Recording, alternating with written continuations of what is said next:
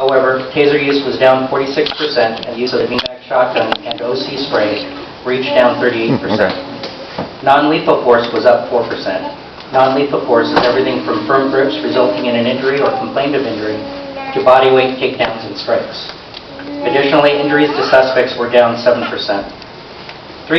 or 61 of the total uses of force, were categorical uses of force. Those categorical uses of force were comprised of 7 in-custody deaths with 2 pending possible reclassification, 7 animal shootings, 6 law enforcement-related injuries, 4 unintentional discharges, 2 head strikes with impact weapons, 1 carotid restraint control hold, 1 canine contact resulting in hospitalization, and 33 total officer-involved shootings, which was 0.002% of the total public contacts, as compared to 0.003% of the total public contacts in 2017. The number of officer-involved shootings was the second lowest number of the last 30 years, and as compared to 2017, there was a 25% reduction in the number of officer-involved shootings from 44 to 33. There was a 56% reduction in the number of officers discharging their weapons from 110 to 48, and there was a 49% reduction in the number of total rounds fired from 491 to 250. In 2018, the Department continued its commitment to training and policy development with a focus on our guiding value of reverence for human life. The Department integrated the topics of procedural justice, which is internal and external fairness and equity, into 34 courses, and the concepts of de-escalation as encapsulated in the patrol acronym into 58 training courses. Some of the training courses with both concepts incorporated into them were integrating communication, de-escalation, and crowd control, also known as ICDC, which utilized scenario-based training to review and reinforce de-escalation techniques, communication strategies, and management of crowds. As of today, approximately 79% of the Department has completed this training. Over the last 3 years, the Department trained approximately 2,400 police officers in a course titled Mental Health Intervention Training, also known as MHIT. 83% of those officers were assigned to field assignments. The course equips officers with an enhanced ability to recognize the symptoms of mental illness and provides them with knowledge and strategies that are meant to assist them in successfully resolving these incidents. The course is mandatory for all new officers prior to completion of their probationary year in the field, and priority is also given to officers assigned to specialized assignments such as MEU, Mental Evaluation Unit, RESET, Resource Enhancement and Services Enforcement Team, and HOPE, Homeless Outreach and Proactive Engagement Teams. Lastly, through 2018, the Department had over 1,000 officers with 1 to 3 years experience complete the Police Science and Leadership courses, also known as PSL 1 and 2, which were designed to bring entire classes back together to focus on procedural justice, implicit bias, communication, empathy, legitimacy, guardian versus warrior mentality, use of force, and de-escalation. In mid-2018, the doctrine of command and control was established and reinforced through a training video that was distributed department-wide. The concept of command and control was designed to assist personnel with efforts to contain, de-escalate, and minimize the negative impact of an incident.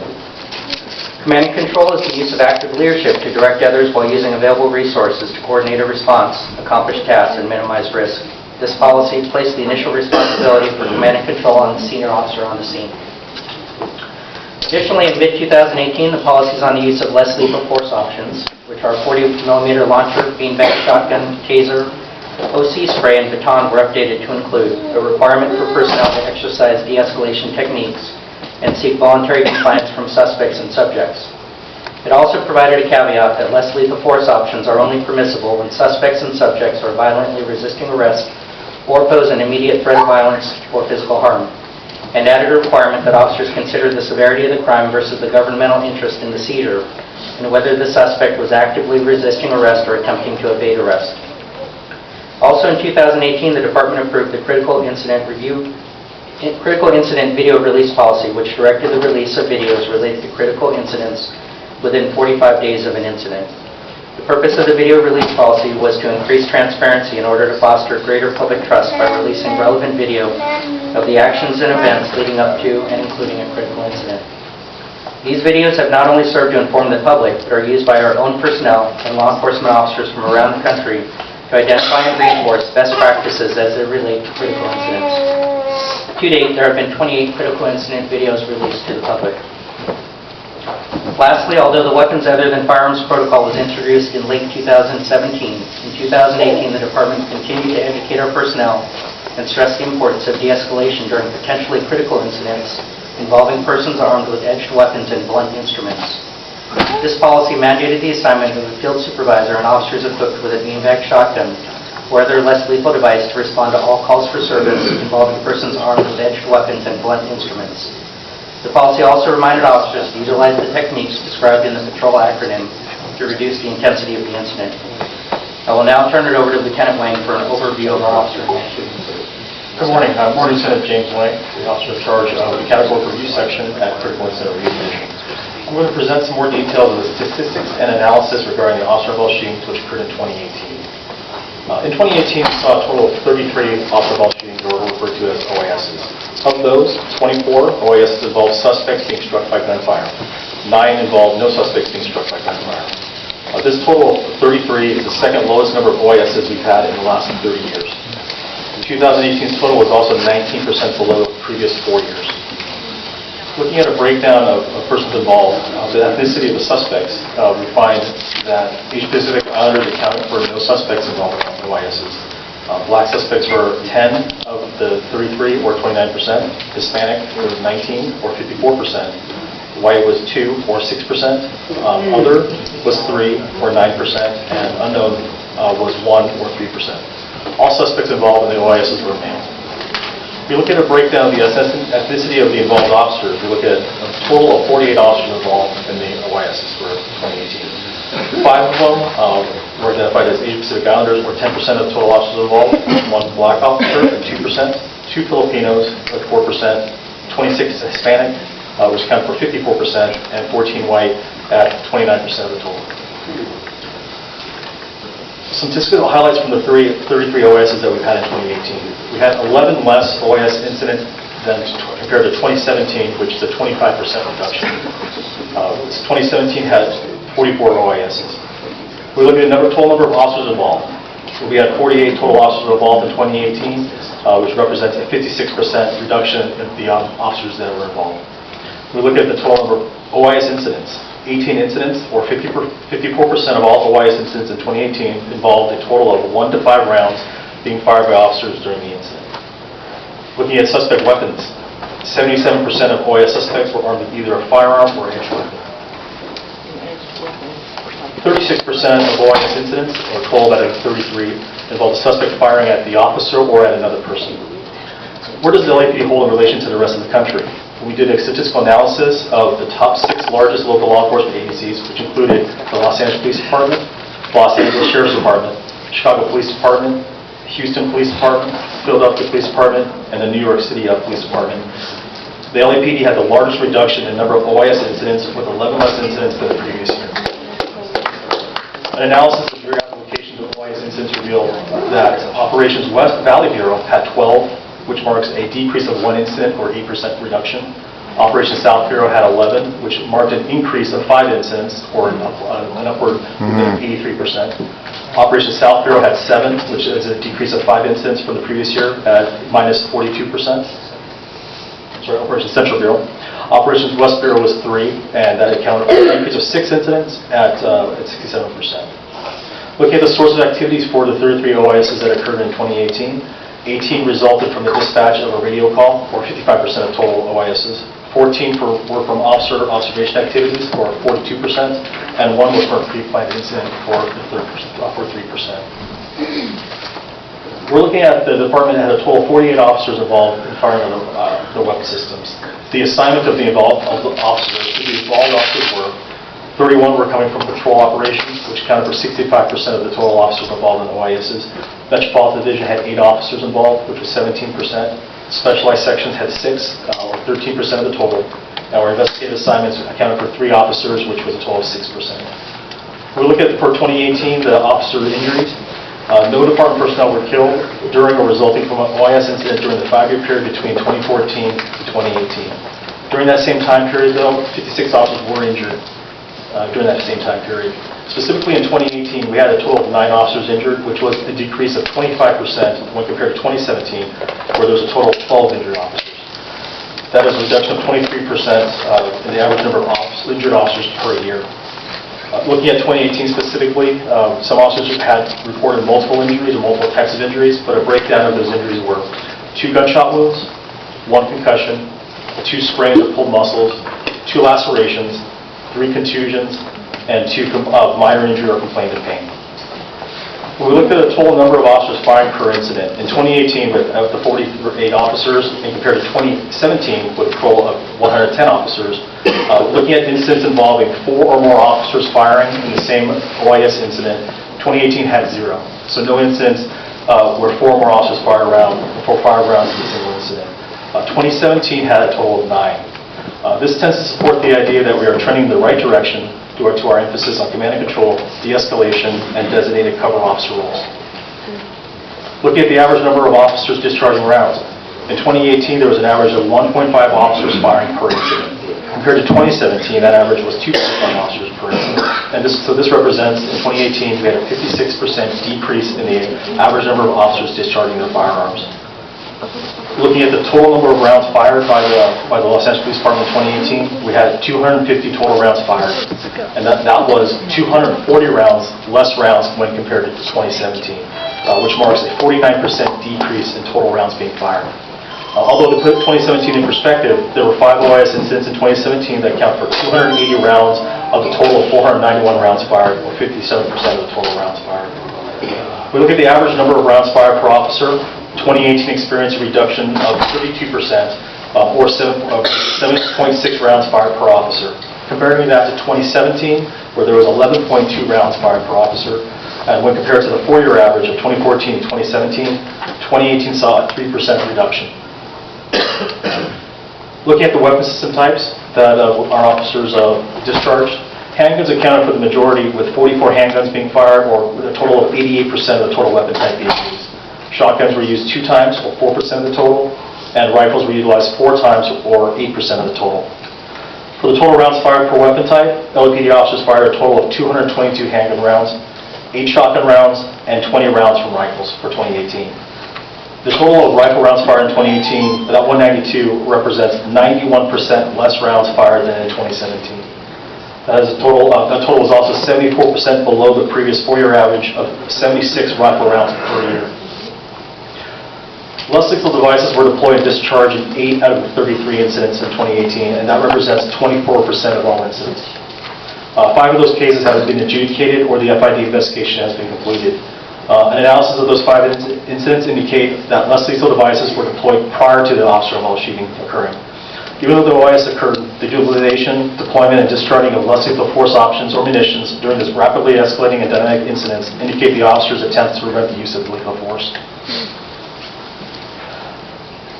We looked at the 2018 for various factors, and there were a total of 14 suspects killed during the OIS incidents. That is the lowest number of deceased suspects in the last 5 years. Looking at toxicology or suspects being under influence, of those 14 deceased suspects, 9 toxicology examinations were completed at the time of this report. 8 of those 9 had tested positive tests for narcotics and or alcohol.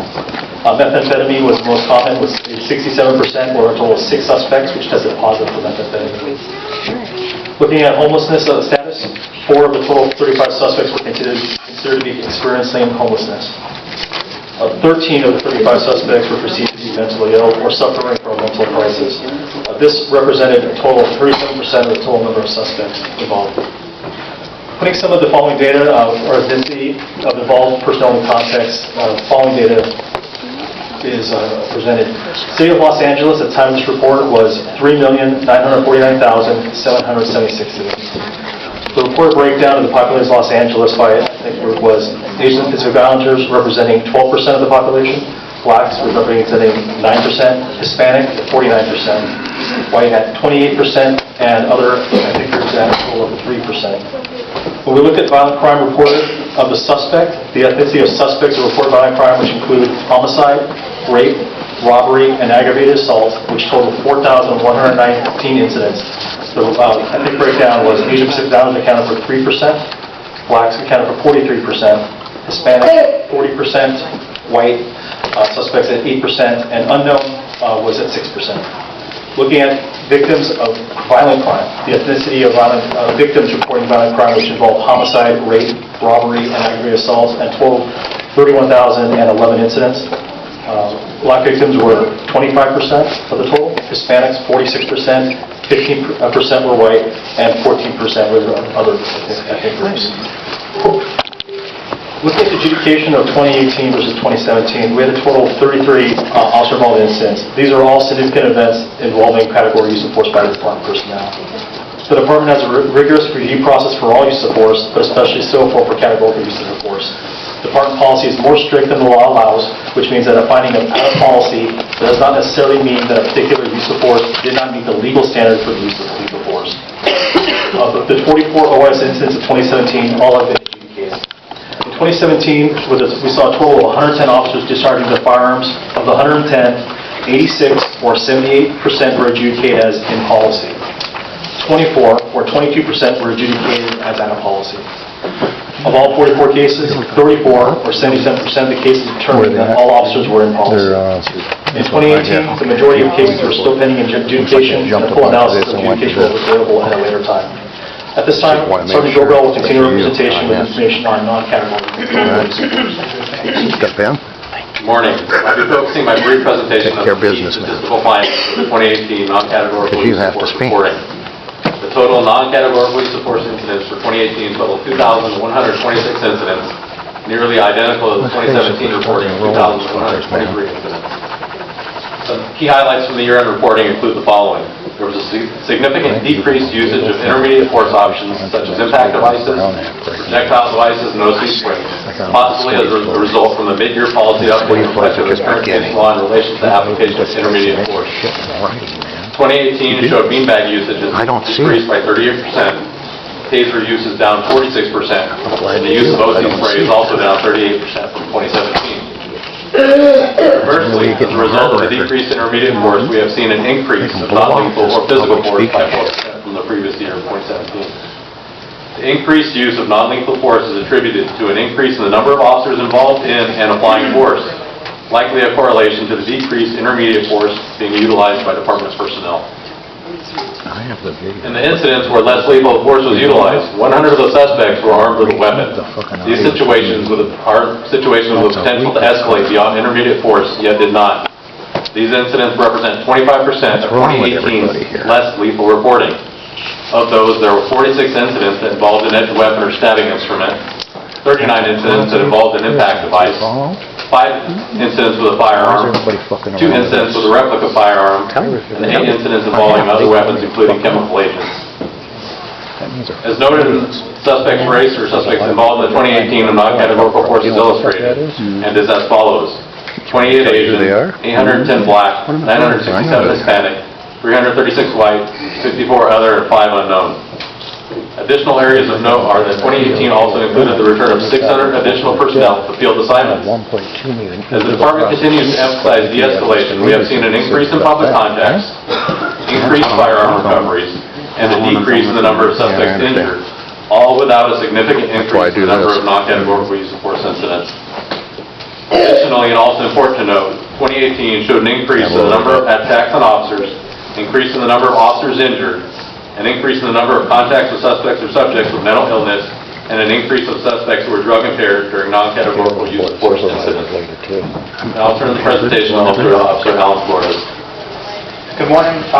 With your approval, we'll be uploading the report to LAPD online. In order to access the report, you'll go to www.lapdonline. We'll be able to navigate through the website. You follow what I mean? 1 minute, we'll pull a copy of the website. We got to use that screen. The same report that the commissioners are given. Correct. It'll be the exact same report, and it'll be available on the left-hand side of your screen right here. Currently, it shows the 2017 version. And we pull up the 2018 version. You'll be able to navigate it and read it. You ever see this? One thing that we aim to do this This is the year real shit. was provide hyperlinks Take a look. for various You entities, can have that one. I got as it. well as hyperlink in the videos. The full digital edition will be able to allow you to access the YouTube account, where all the critical incident videos are available. Thank you. We have one correction on one of the stats that you stated during the presentation. Commissioner, one amendment on the statistics. For violent crime reported for the suspect's ethnicity, the total number of incidents for homicide, rape, robbery, and aggravated assault, the correct number is 29,145 incidents. And that completes our presentation. We're ready for any I have questions. no that you idea have. how much of this shit I Chief, do have. you have any comments on that report?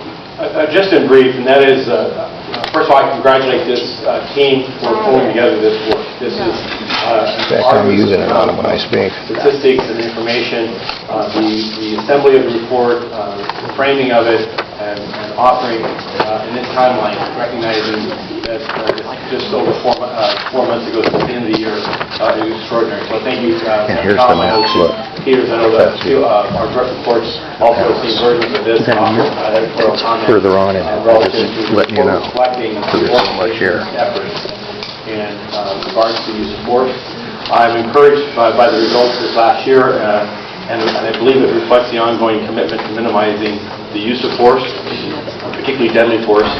The strategies that are identified within Shit, this huh? report, both the executive summary and the larger report, include refinements to our policy by this board, tools This and is how we training, get 'em. accountability, and transparency, all issues that under the leadership of this board of police commissioners and mine as chief of police and this team, I believe that is showing results that, and lastly, I want to congratulate that the department Yeah, that's what I do. recognizes that while there are times in which I wanna we fall cry. short, and as has been reported here in prior use of force that were found out of policy or inconsistent with our expectations, the vast majority of time, our men and women are finding a successful way of resolving difficult, often chaotic situations successfully. We're not having to resort to force in any manner.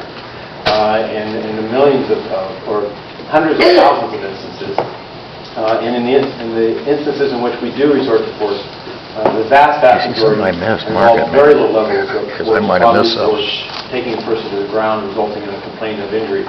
In those rare instances in which we had 33 instances this last year, which officers resorted to use of deadly force. Again, recognizing as we look back in our history as the second lowest in more than 30 years. I want to frame that our records in an count fashion only go back to 1989.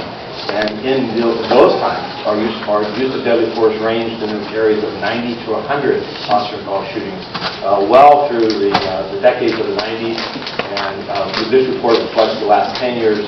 And to achieve the second lowest number and to see where we're going this year, I'm continuing to encourage that command and control, the training on preservation of life, and tools they're providing, the systems of accountability, the transparency, the use of body warm and our ability to look back and see and also show our people how tactics work and when they fall short, I think is informing our officers and providing them the best situation possible to achieve the greatest outcome, which is safely resolving difficult situations in as safe a manner as possible, while recognizing, as we saw here, with the increase in gun violence and officers, individuals armed with firearms at the time when this encounter takes place, that there is an element of true risk, not just to our officers, but to the public that certain persons represent. And again, I'm proud of the fact that in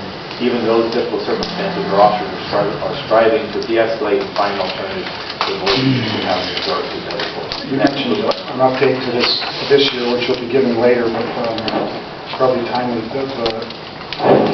officer-involved shootings to date. So I will report on the officer-involved shootings You notice this truck Sunday, just as a Too brief far. That's another thing to look at. capstone to reflect how we believe we see this trend continuing. Killings done. Year-to-date, we have had 3 officer-involved shootings. That number last year was 11, and our 4-year average was 14.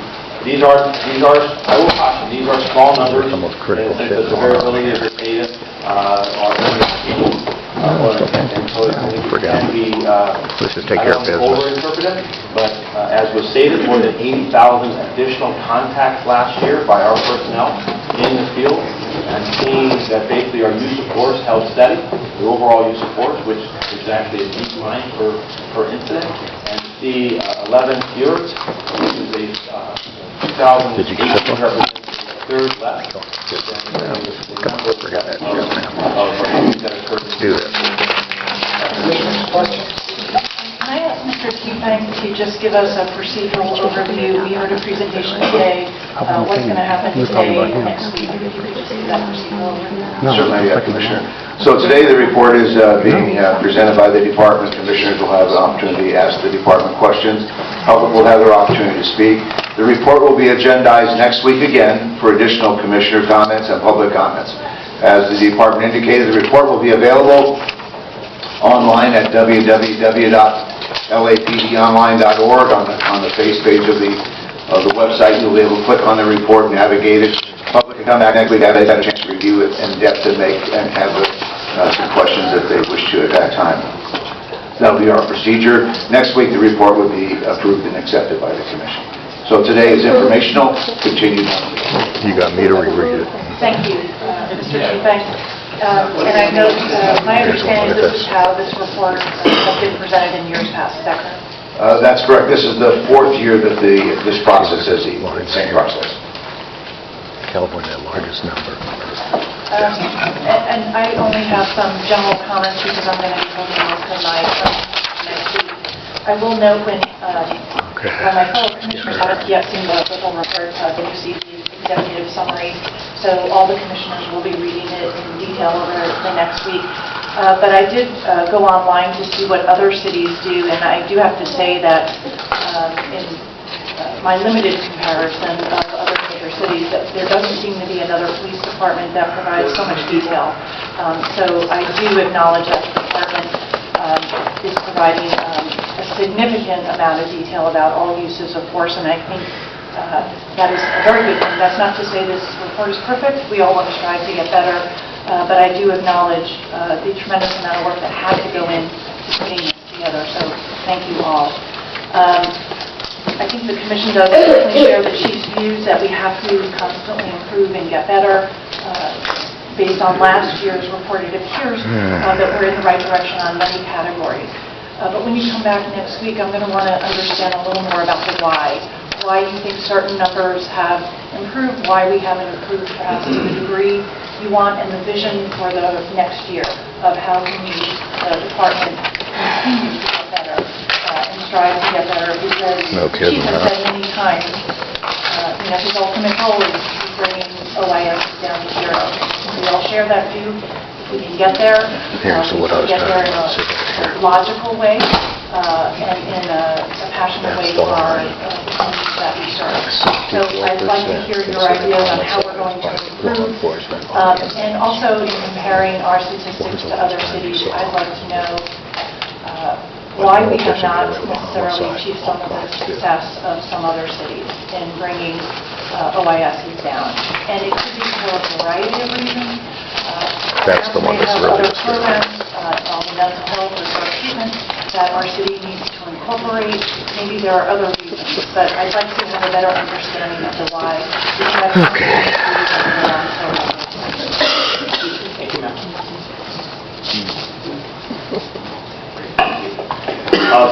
I'm going to also, I've been through some portion of the 400 or so pages of the draft, but I'm going to continue to work through that and just ask a few questions today. Some of them may be prepared to respond to, and others just take them as a indication of some of the information that would be helpful to have come back next week as well. And on the first one, picking up on Commissioner Decker's question about the why, we often hear in this report, as we often hear, a trend line is going in one direction or the other, and if it's in a positive direction, we sometimes hear, de-escalation must be working, or this may be working.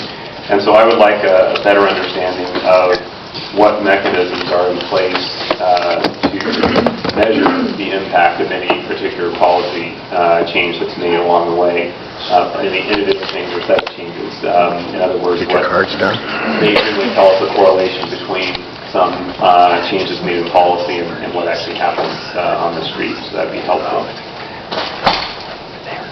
Second question, this is a small point, these are a couple of questions for the chief, actually, in some of the points that were made in your opening message. One is there's a discussion of the success of the CSP program, and I think this is on page 9. There's also been a followed immediately by a commitment to dedicate resources to the department's core function.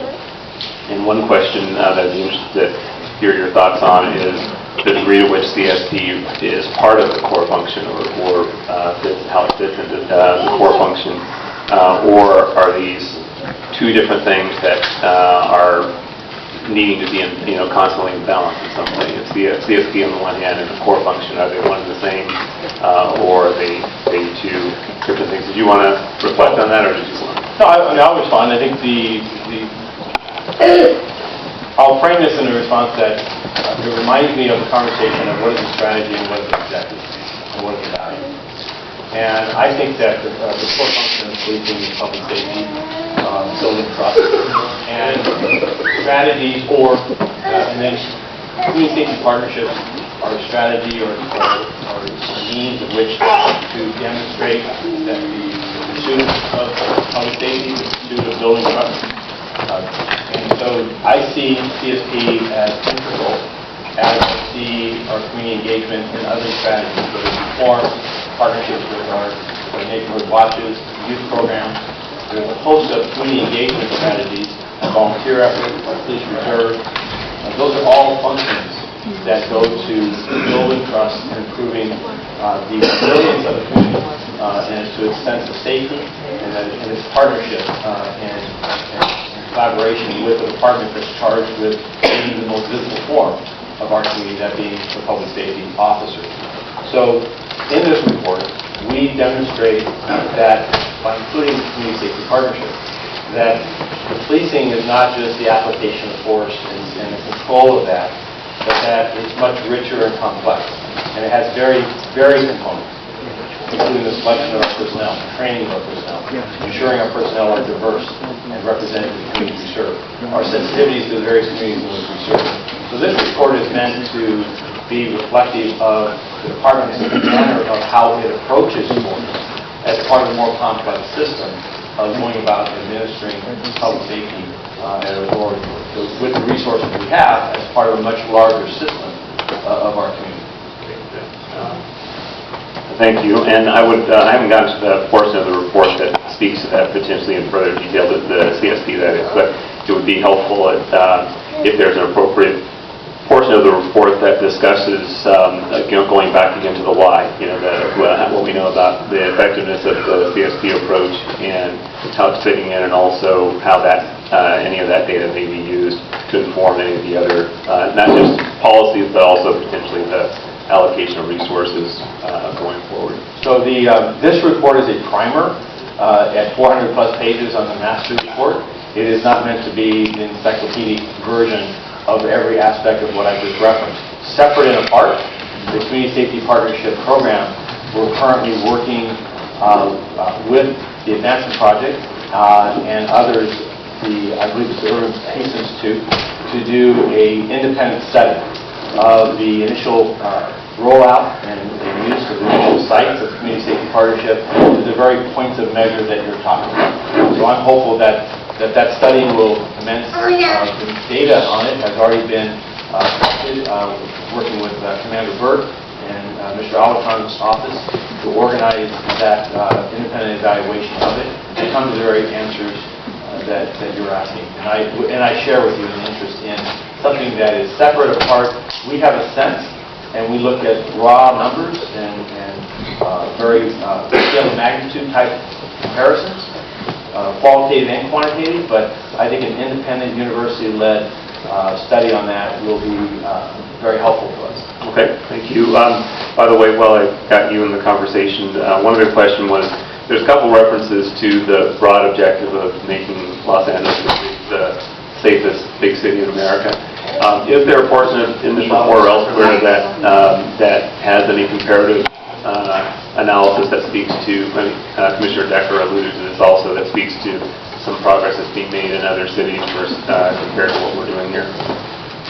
and we don't need to walk through it per se here, it's just a question of having seen the reference to that broad objectives, is it something that we actually are... So let me look at the team, the per capita rates of violent crimes, property, overall Part 1 crimes. Did we include that in this report? In previous versions we have. Yes, sir. It is in this report. I'm just looking for it in the report. If it's in here, I'll find it. I'm gonna go through it. Just a couple other questions so we can move forward. A couple small points. There's a reference to the progress towards making the less lethal launchers available to all patrol by the end of 2019. Is there information here also about the progress towards that goal? The 40 millimeter? Yes, sir. The 40 millimeter has been distributed to all geographic divisions, traffic divisions, and metropolitan divisions. Okay, thank you.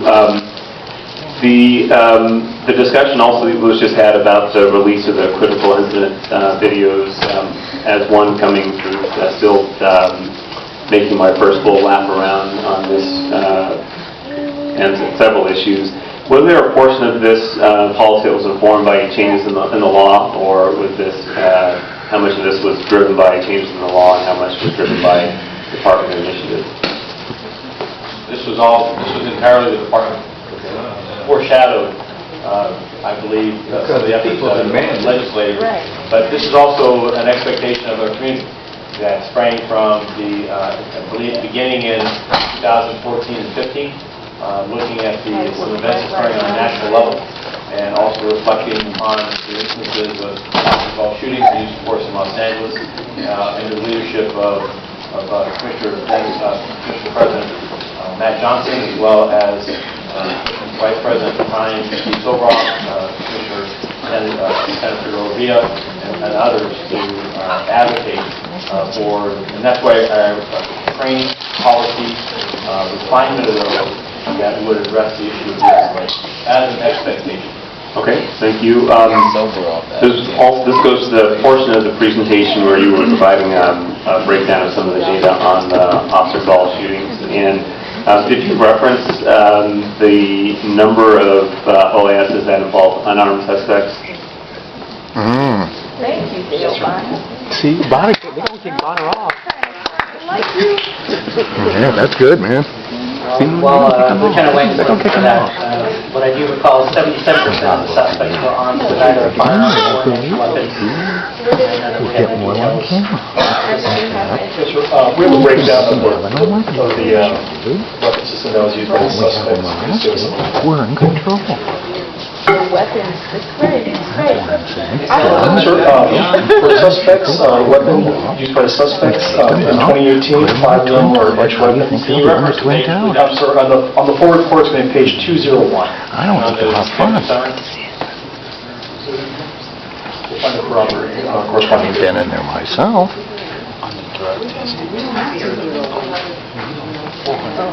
Gangs protected, anything won't protect them. So this is going to be on page 201 of the primary book, suspect weapon and force. Looking at the last column, and for 2018, we had 5 suspects using edge weapons, 15 firearms, 2 of them were impact devices, 1 was a perception shooting, and 2 were pistols, and 1 involved a replica of a gun.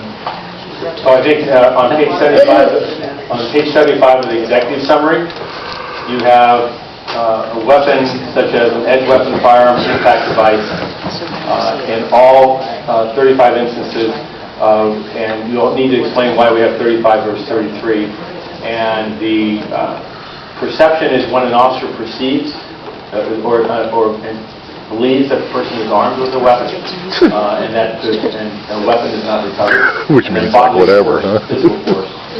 That physical force could have included, and we'd have to look at the exact underlying data, to an effort to disarm the officer, or if an effort, the officer's weapon was the target of the offender at the time, and resulted in that officer shooting, led to that.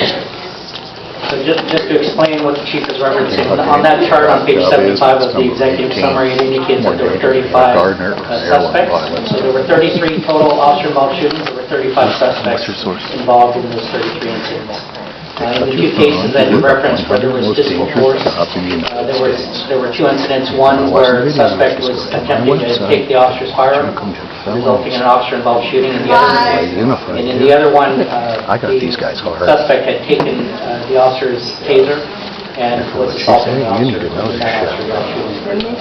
Great, thank you. My last question, probably because there's a tremendous amount of data that's presented here in various ways. What are the checks that are in place on the accuracy of the data? Like, how do we know that, or how is the data prepared, and more importantly, how are we checking the accuracy of the data? They're from 14 to 18, and I would serve. If I may answer that, the department utilizes various entities within the agency to achieve the data.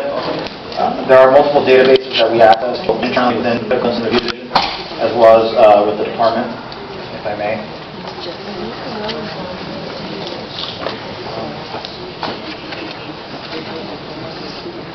Okay. Bear with me. 14 to 18. Okay. Right here you speak. You have Application Development and Support Division provided many of the crime statistics, as well as CompStat. What can I say Detective about Support these? Vice Division provided information regarding mental illness. Criminal Affairs Group provided information regarding complaints sustained and both investigated as they pertain to qualifications. OIG assisted us with obtaining data regarding historical data regarding officer-involved shootings. Training Division provided any and all material pertinent to training and what courses are taking place, the attendance rates. Metropolitan K-9 provided information regarding any categorical, all instances of deployments, fines, contacts, and categorical contacts. Homeless Coordinator provided us with data as it pertains to people who are experiencing homelessness. Many of these data, much of the data that you receive and see is fluid.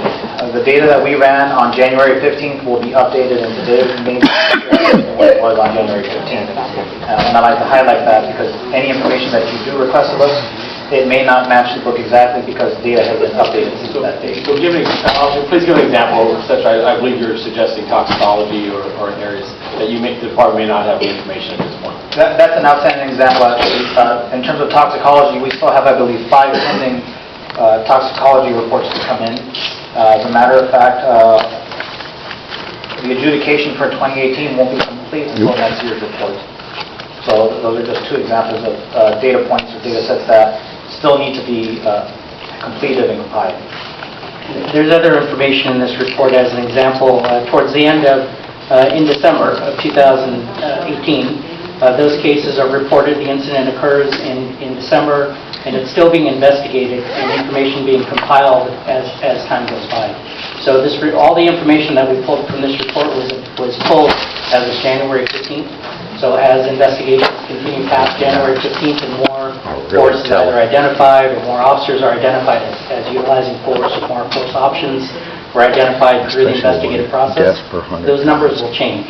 So depending on the date that you actually pull this data, it will appear different.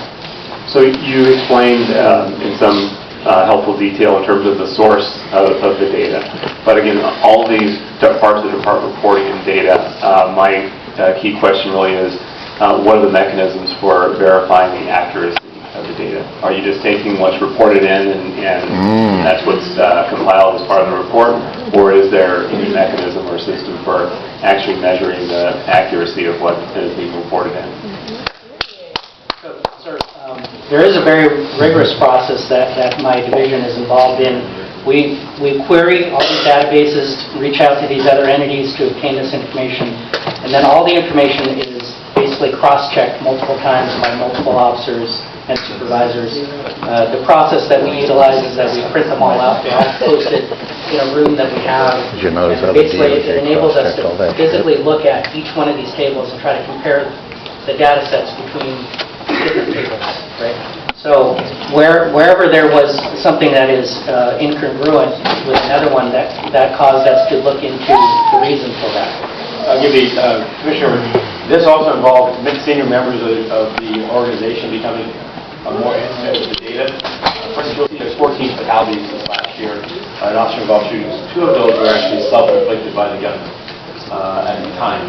So there are instances in which this report may reflect 12 fatalities as a result of officer-involved shooting, plus 2 that were during the course of this engagement themselves.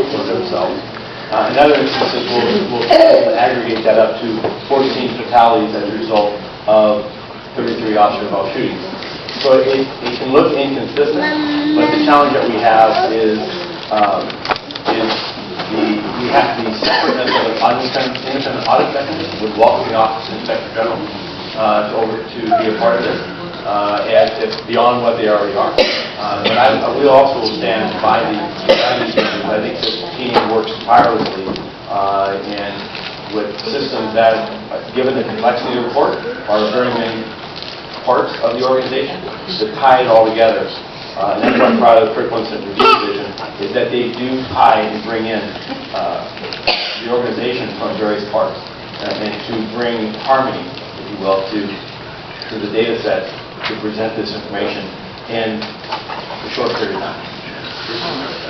Appreciate that, and I'm going to, and I accept the feedback. I'm going to continue to think a little bit about that. I don't know that I'm prepared to say that it warrants some additional review, but it may, so I think we should get through the conversation over the next couple of weeks as we go through it, and then we can reflect on that further. That's all I have for the moment, Mr. Chairman. Okay. We have public comment on item 2A. Yes, sir, we have 12 public comment cards.